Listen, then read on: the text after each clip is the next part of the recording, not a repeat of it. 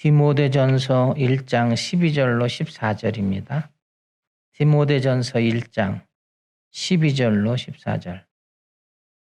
나를 능하게 하신 그리스도 예수 우리 주께 내가 감사함은 나를 충성되이 여겨 내게 직분을 맡기심이니 내가 전에는 비방자요 박해자요 폭행자였으나 도리어 긍휼을 입은 것은 내가 믿지 아니할 때에 알지 못하고 행하였음이라. 우리 주의 은혜가 그리스도 예수 안에 있는 믿음과 사랑과 함께 넘치도록 풍성하였도다.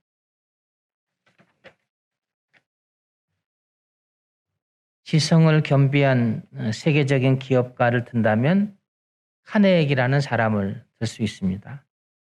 카네기라는 사람이 회사를 이제 성장시켜서 그다음에 이제 나이가 들어서 후계자를 결정해야 되는 순간이 왔어요. 근데 카네기라는 사람이 후계자로 선택한 사람은 찰스 쉬브라고 하는 사람입니다. 찰스 쉬브라는 사람은 이제 초등학교 졸업이 그의 모든 학력의 전체입니다. 이 사람은 이 회사 들어올 때 잡부로 취업을 해서 들어왔어요. 그래서 찰스가 맡은 일은 잡부였습니다. 그런데 찰스의 마음속에는 무엇이든 맡은 일에 최선을 다하자. 성실과 소망의 꿈을 가지고 회사를 다닙니다. 그래서 찰스는 작은 일에 최선을 다하고요. 그러면서 이 회사가 이제 내가 이 회사의 주인이라 그런 생각을 하게 되고요. 그래서 이제 성공적인 미래의 자기 모습을 바라보게 됩니다. 회사에 공장에 출근하면 구석구석을 정리하고 깨끗하게 청소를 합니다. 자기 집을 청소하는 것처럼 또 주인처럼 그렇게 정리정돈을 합니다. 이런 모습을 보면서 같은 동료들이 찰스를 비웃기도 하고 조롱하기도 합니다. 찰스는 그러나 그들의 조롱도 아랑곳하지 않고 언제나 365일 깨끗하게 공장을 정리하고 청소를 합니다. 이제 찰스의 꿈이 있었고 또 주인의식 때문에 그렇습니다.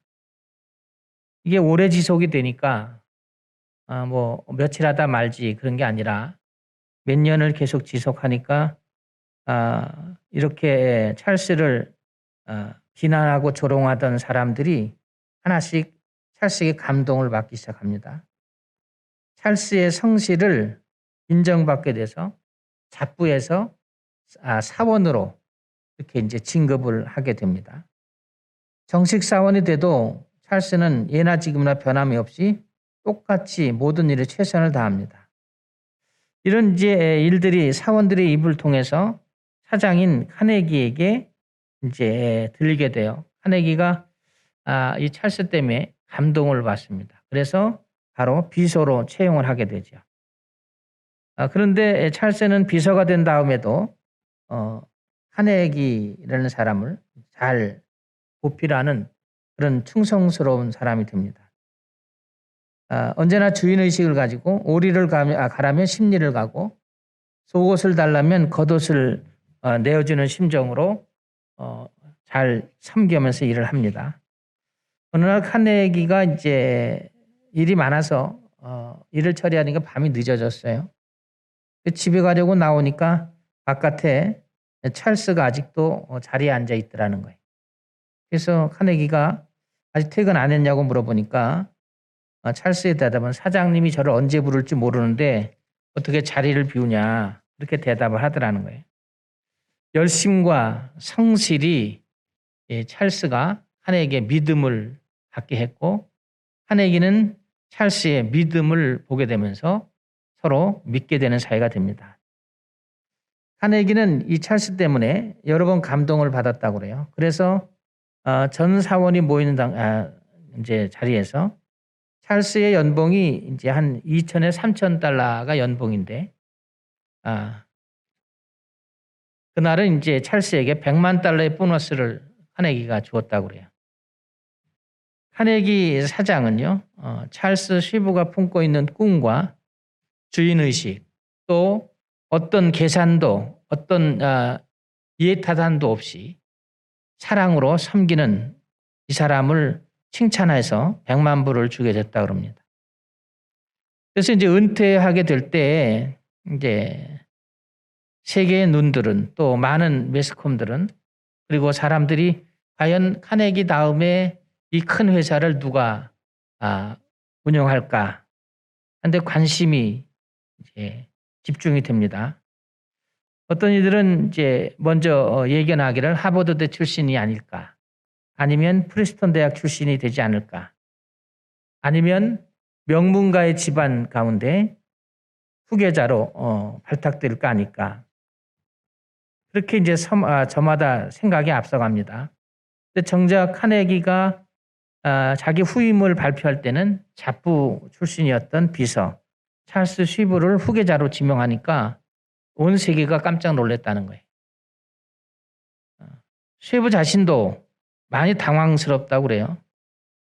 카네기 사장은 학력과 지식이 높은 사람이 회사를 잘 이끄는 것이 아니고 회사에 대한 사랑과 주인의식, 꿈을 가진 사람, 믿음이 가는 사람이 회사를 운영해야 된다, 그렇게 강조했다고 그래요.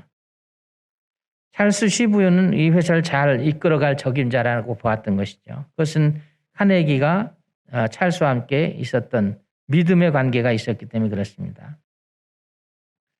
사람들은 능력이나 학력이나 경험, 재력을 기준으로 해서 선택을 하지만 카네기는 충성심을 기준으로 해서 후계자를 선발했다는 것입니다. 오늘 성경 본문도 사도 바울이 디모데를 향한 부탁의 말씀과 또 하나는 신앙 고백을 소개하는 내용이 오늘 본문의 이야기입니다. 바울은요, 능력 주시고 충성되이 여겨 직분을 맡긴 예수 그리스도의 은혜에 감사한다. 또 디모데가 전도자가 된 건 역시 하나님의 은혜인 것을 알아야 된다. 그렇게 이제 교육을 하는 거예요. 바울이 디모데에게 가르쳐 주고 있어요.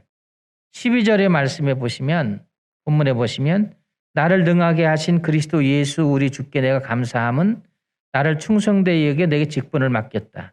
여기 충성되이 여겨라는 헬라어는요,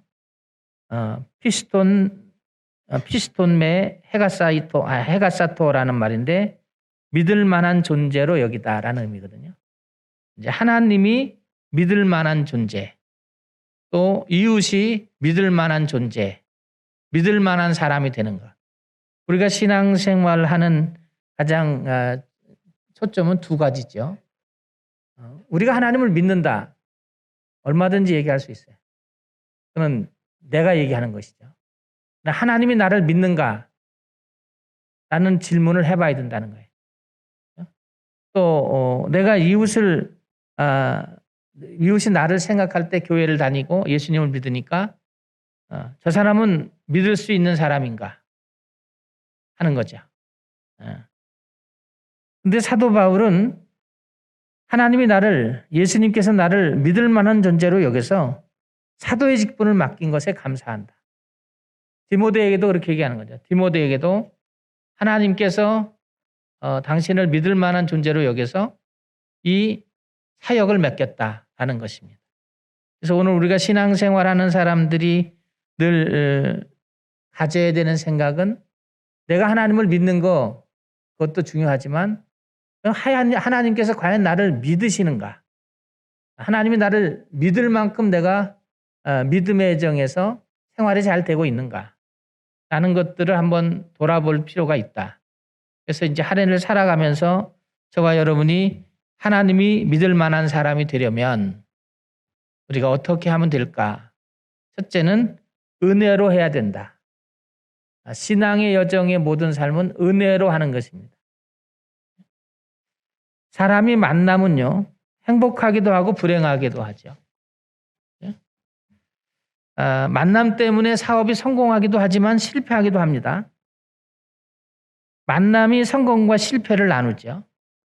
그래서 이제 우리가 만남이 잘못되면 이제 결국은 후회하는 인생이 되잖아요. 여러분 다 경험하신 거잖아요. 여러분들 오빠하고 연애 걸 때 어땠나요?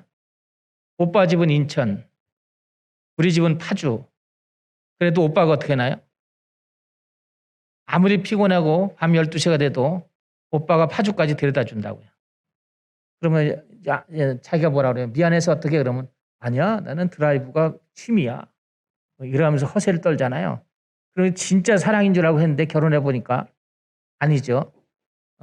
그래서 속은 것 같은 배반감도 들어서 여자들이 늘 살면서 확인하는 게 뭐죠? 사랑하냐 물어요. 불안해서 묻는 거거든요. 우리가 살아가는데 이런 경험들이 있어서 우리가 이제 많은 어려움을 갖게 되죠. 그러니까 결정 장애가 오고 삶의 장애가 오지 않아요?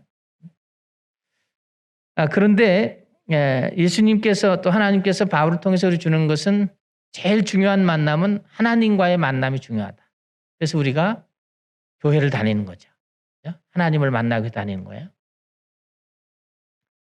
창세기 32장을 보면 야곱의 이야기가 쭉 기록이 됩니다. 야곱이라는 사람이 야복강에 홀로 남게 되죠. 여기서 하나님을 만나게 되는 기록이 32장의 이야기입니다. 그리고 30절에 보면 야곱이 그곳 이름을 브누엘이라 했으니 그가 이르기를 내가 하나님과 대면해 보았으나 내 생명이 보존되었다 함이더라. 그렇게 고백하는 얘기가 나오죠. 야곱이 하나님과 대면했는데 하나님을 경험했는데 그런 말이에요. 거기 이겼다. 그래서 28절에 보면 내 이름을 다시는 야곱이라 부를 것이 아니요 이스라엘이라 부를 것이니 이는 내가 하나님과 사람과 더불어 겨루 이겼다. 이런 말씀이 있어요. 이 말씀 속에는 세 가지의 의미가 농축되어 있습니다. 하나는 이성의 문제입니다. 이제까지 야곱은 자기 이성으로 살았어요. 그래서 사기꾼처럼 살았어요. 거짓말을 밥 먹듯 합니다.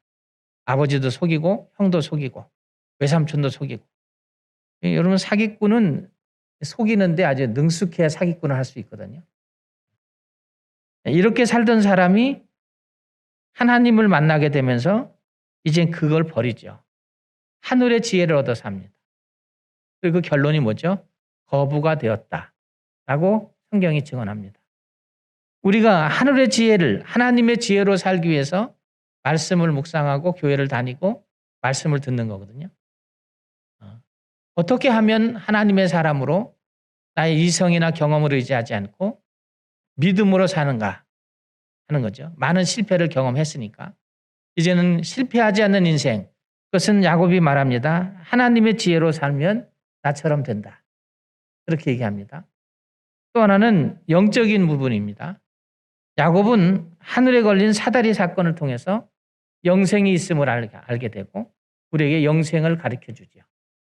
우리가 세상이 끝나면 끝나는 게 아니라 사다리를 타고 하나님 나라에 간다. 예수 그리스도를 통해서 하나님 나라에 갈 수 있다. 우리는 이미 이런 축복을 받은 사람이죠. 영적인 축복이 있는 사람들입니다. 세 번째로는 야곱이 육체적으로 곤란을 당하죠. 한도뼈가 골절이 됩니다. 기도하는 가운데. 그리고 얻는 것이 영적인 축복이고 하나님을 의지하는, 육체를 신뢰하지 않고 하나님을 의지하는 사람으로 변화가 일어나면서 그것은 하나님 경험을 통해서 삶의 변화가 일어나고요. 은혜의 사람이 되고요. 그리고 이제부터는 은혜로 세상을 살아가는 사람이 됩니다. 그런가 하면 에레미야라는 사람이 있습니다. 에레미야서 23장에 보면 9절에 이런 말씀이 있습니다. 하나님 말씀을 대하면서 내 중심이 상하고 내 모든 뼈가 떨리고 내가 술 취한 사람 같아서 포도주에 잡힌 사람 같다. 여호와의 말씀이 자기를 그렇게 혼란스럽게 만들었다는 것이죠. 하나님 말씀이 불같아서 자기를 부수는 방망이 같았다는 겁니다. 에레미야는 뭐죠? 이성과 지식이 깨지고 방망이 같은 하나님 말씀을 경험하게 되면서 뜨거운 영적인 사람으로 말씀의 경험자로 세워졌다는 것입니다. 육체의 모든 것이 뼈가 떨어져가는 신체적인 경험을 합니다. 하나님을 만나는 것은 뭘까요?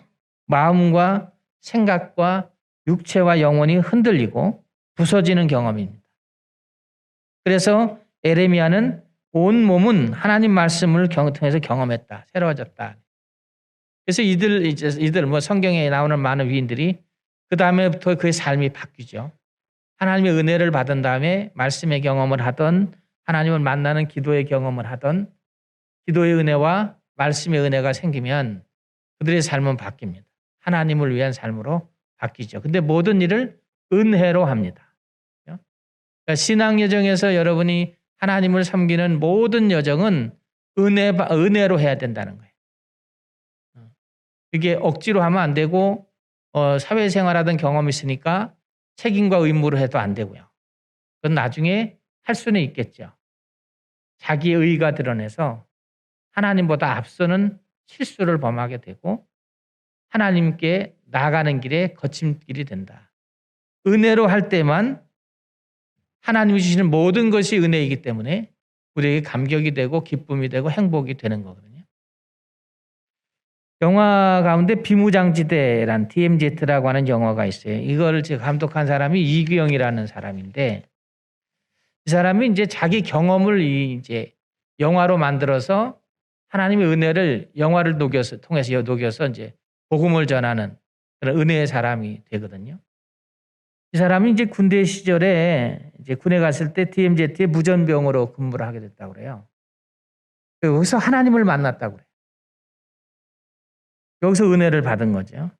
어느 날 이제 지뢰밭을 지나서 철책을 수리하라는 명령이 자기 부대에 내리게 됐고, 그 부대는 명령에 따라서 지뢰밭을 지나서 철책을 이제 수리해야 된다는 겁니다. 그런데 문제는 이제 이규영이라는 사람이 무전병이었지만 이 지뢰밭을 지나간 경험도 없고요. 이런 뭐 경험이 전혀 없습니다. 그런데 밤에 불안과 공포가 온몸에 떨려서 잠을 이룰 수가 없더라는 거예요. 지뢰가 터지면 죽을 텐데 철책선에 가기도 전에 죽고 젊은 나이에 죽는 거 아닙니까? 그래서 일어나서 하나님께 기도했대요. 살려주시면, 우리 하는 것처럼 이번 일 잘 되고 살려주시면 하나님대로 살겠습니다. 수색을 나갔는데 다음에 이제 부대원들이 나가게 되는데 앞서가던 병사들이 지뢰를 밟은 사람도 있고 다치는 사람도 생기고 그때 이제 그걸 보면서 충격을 받아서 또다시 하나님께 살려달라고 기도했다는 거예요. 근데 하나님 살려주시더라는 거예요. 자기는 그때 그 기도, 그 은혜, 그때 이제 덤을 사는 인생이 됐는지 그 은혜를 감사하며 산다. 그래서 그 은혜에 감사해서 제작한 영화가 비무장지대라는 영화입니다. 근데 이 영화에 보면 이 영화에 이 사람이 녹여내는 은혜를 녹여내는 게 이제 여러 번 나와요. 첫째는 이제 시편 23편을 읊는 장면이 나와요. 그 말씀을 읊으면서 위로받는 장병의 모습이 나옵니다. 또 하나는 이제 피 묻은 손에 십자가를 꽉 쥐고 기도하는 모습도 녹여지고요. 또 하나는 이제 안 믿는 상관이 기독교 신하에게 부하에게 기도를 부탁하는 장면도 나오고 또 이제 그 영화에 나오는 그 음악으로는 바하의 마태순환곡기를 한 5분간 이렇게 깔아서 들려주게 됩니다. 그러니까 이 사람은 하나님께 받은 은혜를 자기가 잘하는 일, 자기가 받은 사명, 영화 감독이죠. 영화를 만드는 겁니다. 영화를 만드는 것을 가지고 그 은혜를 녹여서 영화를 만들어서 하나님이 나에게 어떻게 하셨는지, 내가 어떤 삶의 의미를 갖고 있는지 이것을 이제 영화를 통해서 비무장지대, DMZ를 통해서 녹여내서 영화를 만들었어요. 은혜를 갖고 사는 사람은 무슨 일을 하든지 그것이 자기의 삶과 연결이 되고 하나님의 나라와 의를 위해서 살아가는 삶이 된다는 것이. 그래서 우리가 살아가면서 은혜의 삶이 된다. 은혜가 안 되면 하면 안 돼요. 14절의 본문에 보시면 우리 주의 은혜가 그리스도 예수 안에 있는 믿음과 사랑과 함께 넘치도록 풍성하다. 여기에 우리 주의 은혜가라는 주의 은혜라는 말은 카리스 투 키리우라는 말인데 도저히 측량할 수 없다라는 의미예요. 도저히 측량할 수가 없다. 하나님의 은혜가 넘치면요. 측량할 수가 없다는 거예요. 하나님의 은혜는 우리를 감격하게 한다는 것입니다. 바울은 자신을 뭐라고 표현합니까 오늘? 나는 비방자요, 박해자요, 폭행자였다. 전에 예수님을 만나기 전에 그런 사람이었다는 것입니다.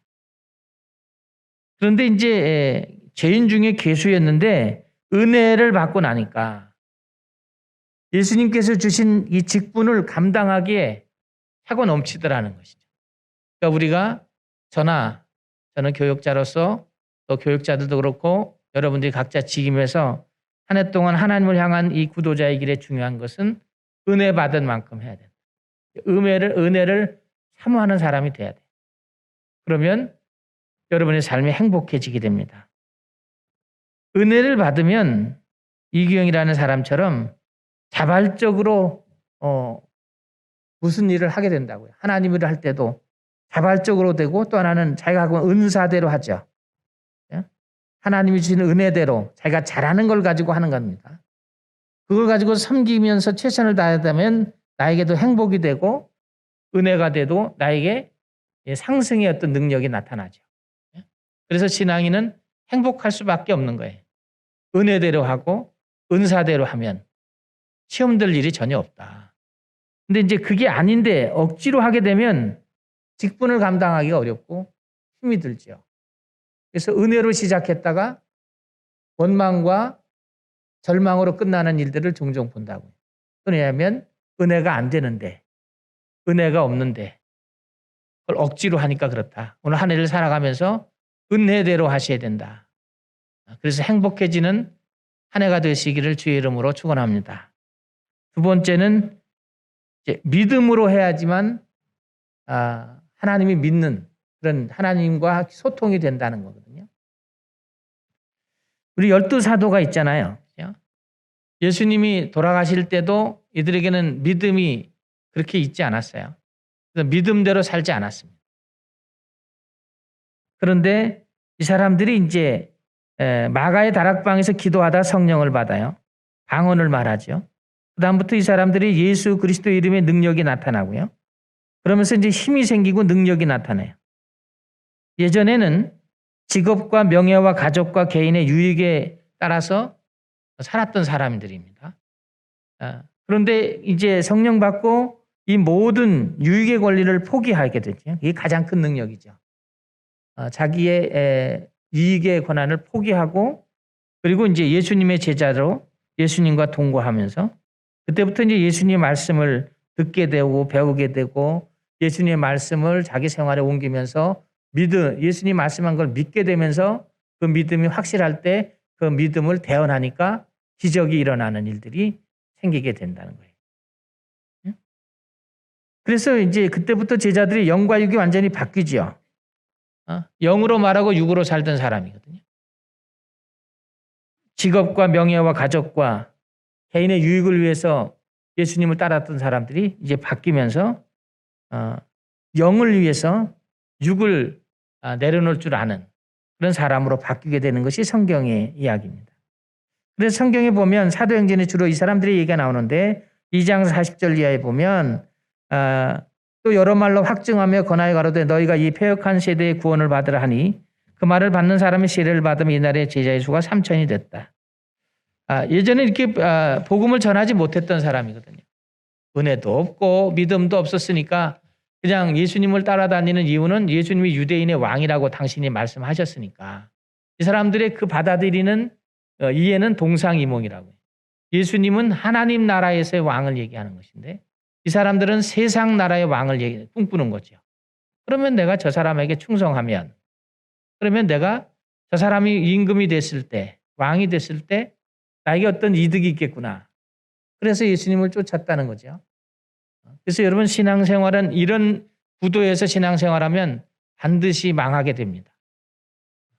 여러분 영적으로 육적으로 이제 후퇴하게 되는 일이 생기게 되거든요. 그런데 이 사람들이 변화되니까 사도행전 2장 43절에 사람들이 이 사람들 두려워합니다. 두려워하는 이유가 뭐냐니까 기사와 표적이 많이 나타나니까. 예수님 말씀을 완전히 믿고 그 말씀을 의심 없이 믿어 선언하고 선포하고 행동으로 옮기니까 기사와 표적이 일어나더라. 그래서 그 사람들이 세상 사람들이 무서워했다. 그런 이야기가 나와요.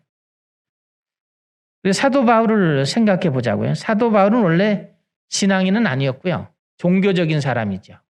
우리가 엄격하게 말하면 종교적인 사람이에요. 이성적으로, 지성적으로 하나님도 알고요. 또 어떻게 하나님을 섬기는 줄도 압니다. 성경을 너무 잘 압니다. 그런데 이 사람은 사도행전 22장 3절에 나는 유대인이고요. 길리기아 다소에서 났고 그다음에 가마리알의 문화에서 배웠고 율법에 엄숙한 준행자다. 그러니까 율법을 너무 잘한다는 거예요. 성경을 너무 잘 알아요. 그래서 이성적으로 지식적으로 동의한 사람입니다. 그래서 자기가 생각하는 게 맞다고 생각하는 것입니다. 그래서 기독교인을 박해하는 것이 맞다고 생각하는 거예요. 이성적으로 생각해보고 내가 이해한 율법서를 보면 이게 맞는 것이니까.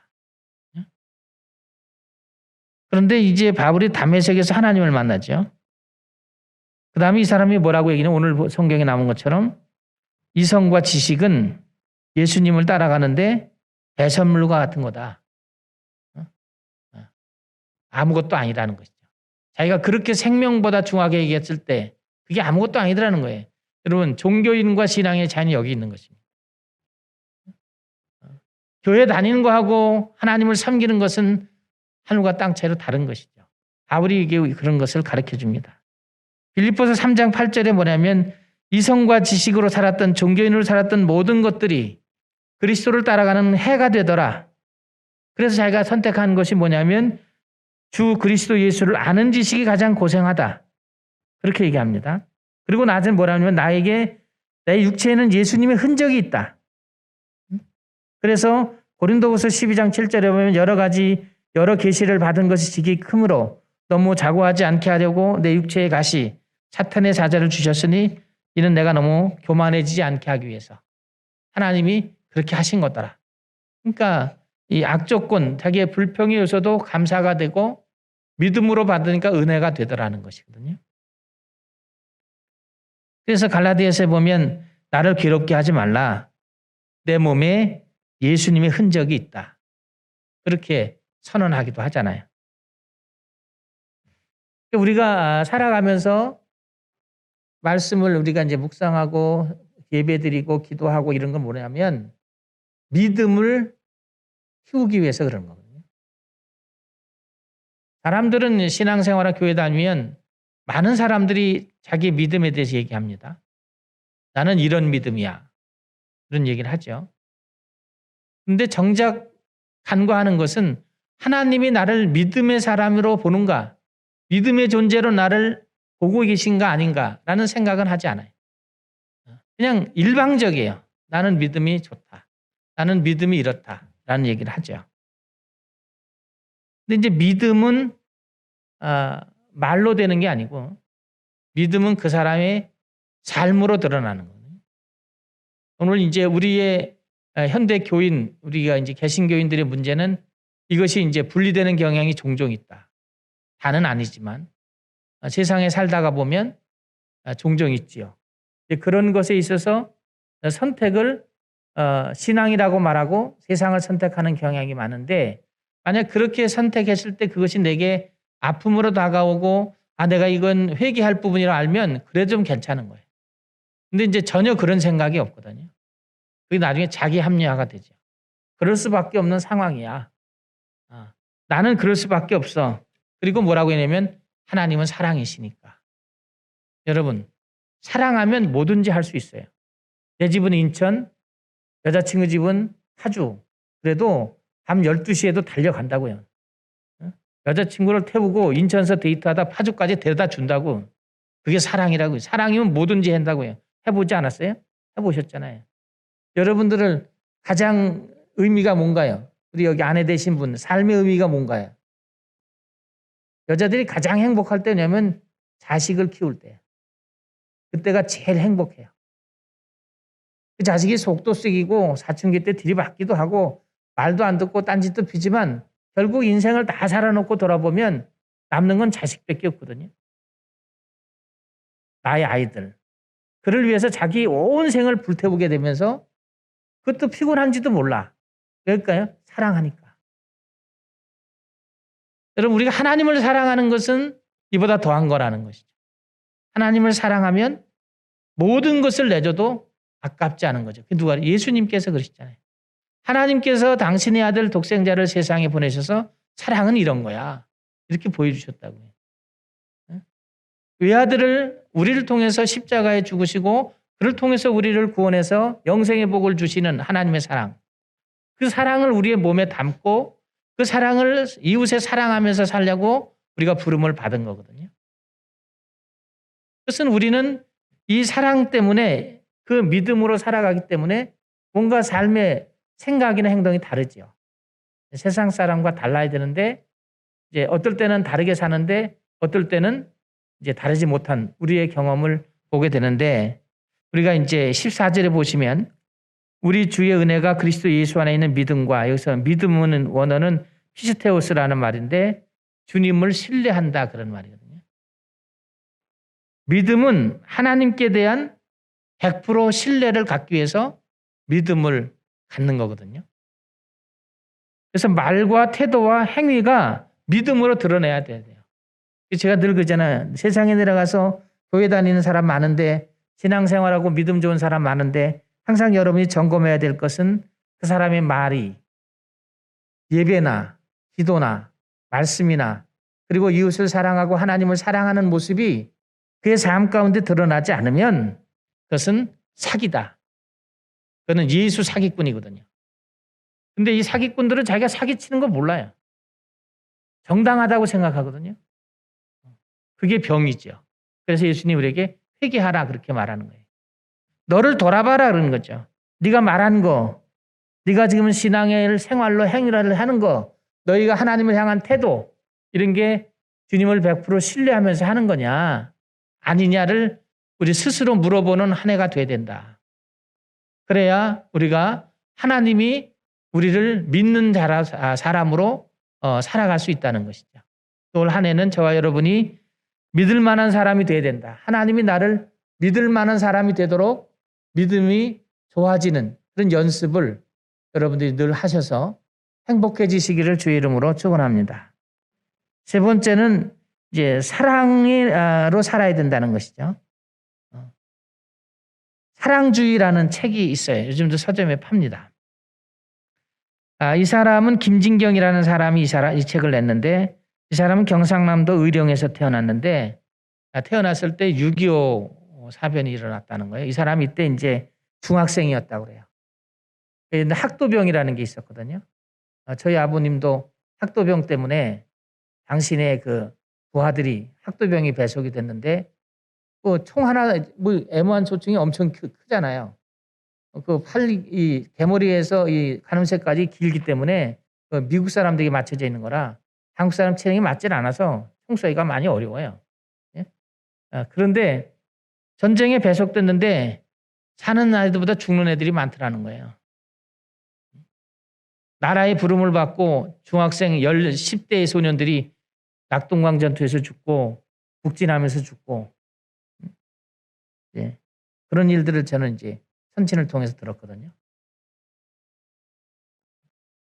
이 사람도 이제 이 학도병으로 중학생에 이제 참석했는데 조국을 구해야 된다. 나라를 구해야 된다는 명분 아래 참전했대요. 근데 이 사람은 살았어요. 근데 전쟁을 보면서 정말 충격을 받았다고 그래요.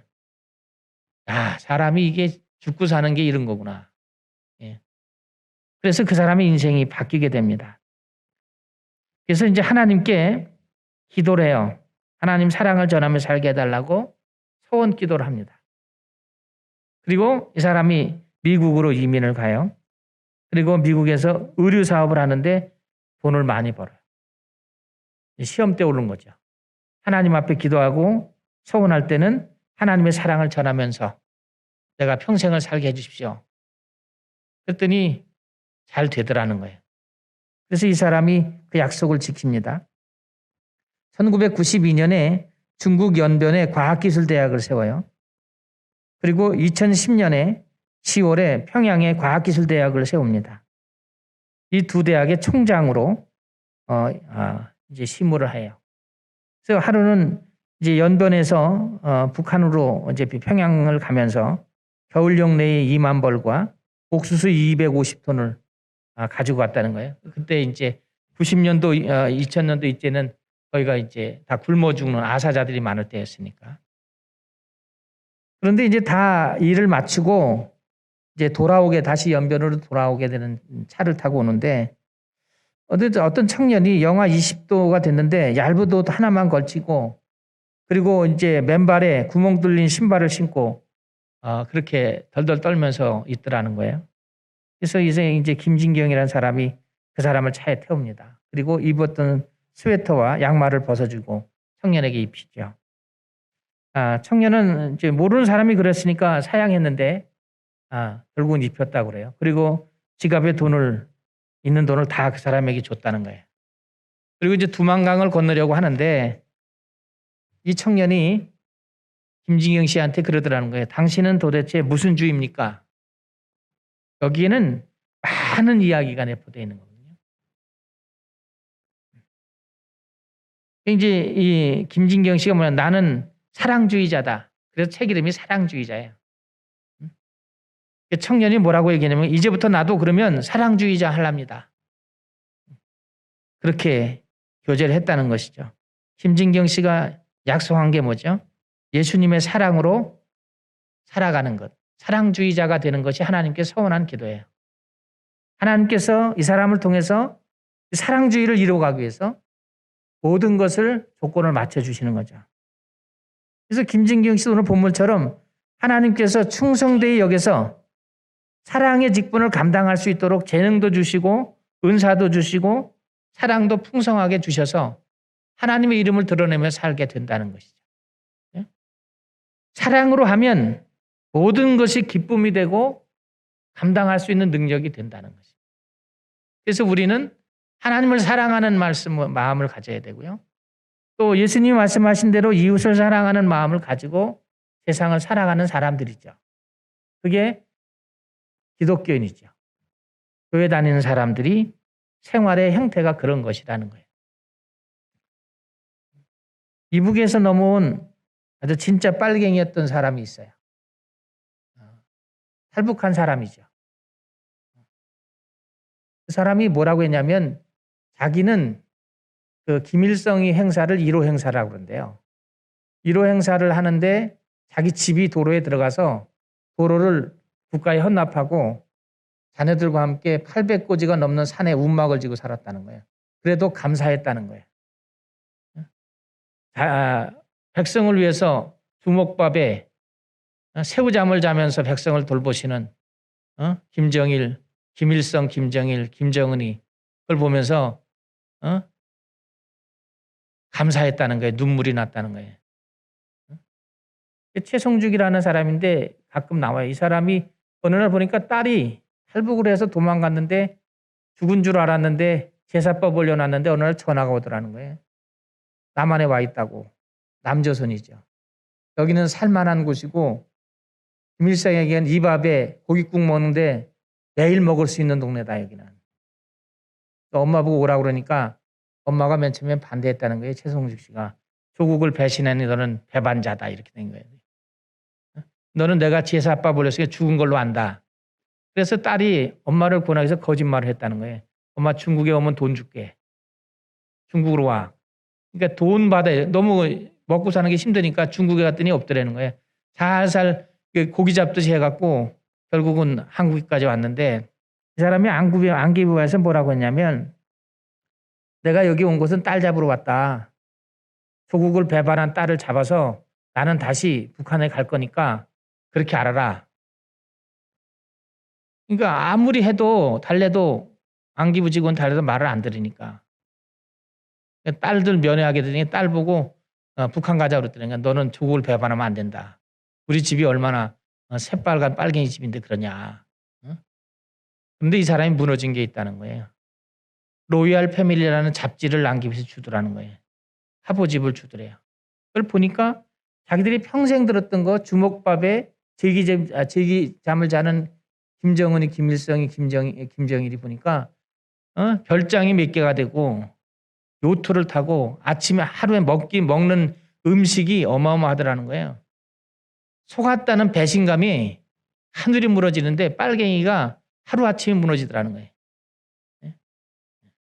하루아침에 무너져서 그다음부터 한국에서 살기로 했다. 뭐 이런 얘기를 해요. 여러분, 우리가 살아가면서 사랑으로 하지 않는 일들은 다 거짓으로 할 수 있고 말로 할 수 있어요. 그러나 다 끝은 망하는 길이 생기는 것이죠. 그러니까 신앙생활도 여러분 행복해지려면 하나님을 사랑하는 마음으로 해야 돼요. 그리고 이웃을 사랑하는 것도 사랑으로 해야 돼요. 여러분 우리 삶에 녹아나면 우리 자녀들이 신앙에서 떠나는 일은 없죠. 교회를 안 다닐 이유는 없다고요. 그 사랑을 보니까.